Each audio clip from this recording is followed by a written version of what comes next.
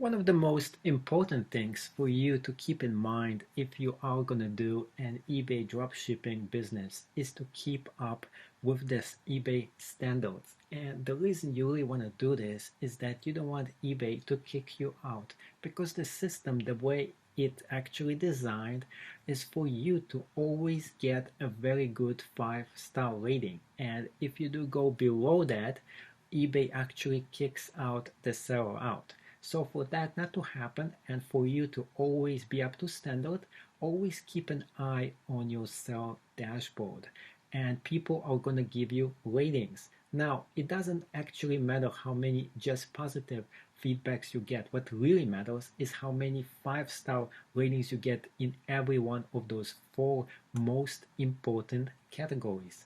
And each one is as follows. 1 is item as described, 2 is communication, 3 is shipping time, and lastly is the shipping charges. So for you to master all 4 of those, one thing you have to do, the first thing is make sure whatever item you're selling, you describe it as best as you can.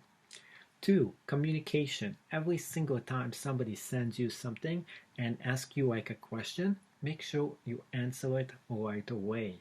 Next is shipping time. Make sure you ship the item as soon as you get paid in your PayPal account. And to top it off, always give them free shipping. Just work it into the price itself. And if you do all 4 of those, you will always get not only a positive feedback, it will always be a 5-star feedback in all 4 of those very important categories. For you to see how good you're actually doing, you have to go into your eBay account. And here, what we're doing next, you're going into your seller dashboard right there, my account and seller dashboard. We press on that, and it's going to get us to this particular menu. And in this menu, it's going to show you if you are top rated seller, above standard, or if you are doing pretty bad, which is below standard.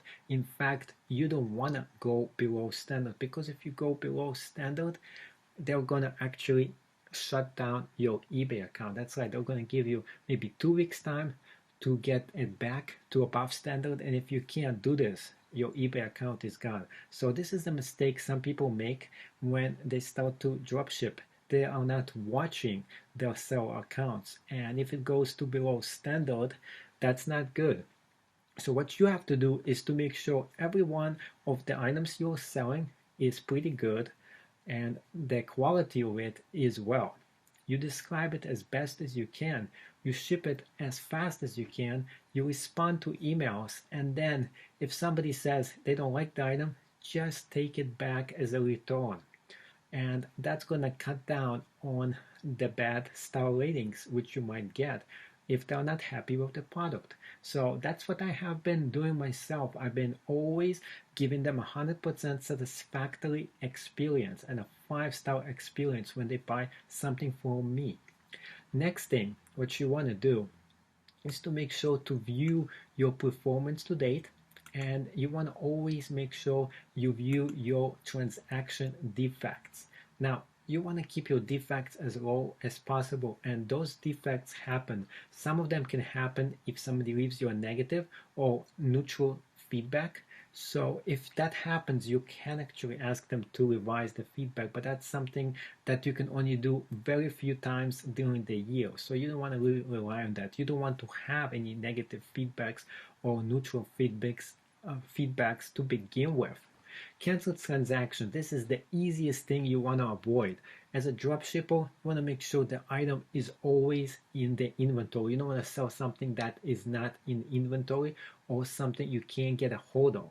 So you don't want to cancel any transactions. That's why I like to limit myself, if I was going to do dropshipping, to very few items that I'm actually gonna dropship myself. That's why I like to dropship only maybe like 2 to 3 items myself if I sell hundreds of different items.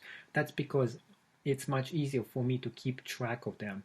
But there is people out there who can track hundreds of different items, and if you find a lot of places where you can get them and you know you can get a bunch of them, then that's not an issue at all. Now, shipping and delivery here, as you can see, they all like it. As long as you ship it on time and you ship it pretty quick, that's not going to be an issue. And another thing is item not received. What happens if you ship something and it gets lost? That's a bad mark on you. So what you do is, if it ever happens, and which is very, very rare because now we have tracking, as long as the tracking says this item got to its location, you're all good, you're all set. But if it goes there another location where it's not supposed to, or it gets lost, you should have a shipping insurance just in case. If the item is pretty expensive, if the item is not expensive, don't have shipping insurance, and that just refund them their cash. Items and listing. This is another very important thing here, is raw detailed selling for items not as described. If somebody says this item is not as described, just tell them that's fine. Just give them a little bit of their money back. That's gonna make them less likely to give you a negative feedback. And this will happen regardless of how good you describe it. Some people are just gonna not be happy with the item. So if you let them return items, it's less likely you will get raw detailed rating for items not as described. Another thing is open cases for items not as described. So if somebody opens a case and says, oh, your item was not as described, as long as you close the case and you let them, you address the issue, that's not going to count against you. Return request. So if somebody has a request, they got this item, they don't like it, this can happen to you. And this is probably the least one that I like on eBay, because that happens quite a lot actually. And as you can see, out of about 1,000 of items I actually sold on eBay, you will get a few of those. And in my transaction, which I had 153 transactions those 12 months right now, I only had 4 different items which people really didn't like after they got them.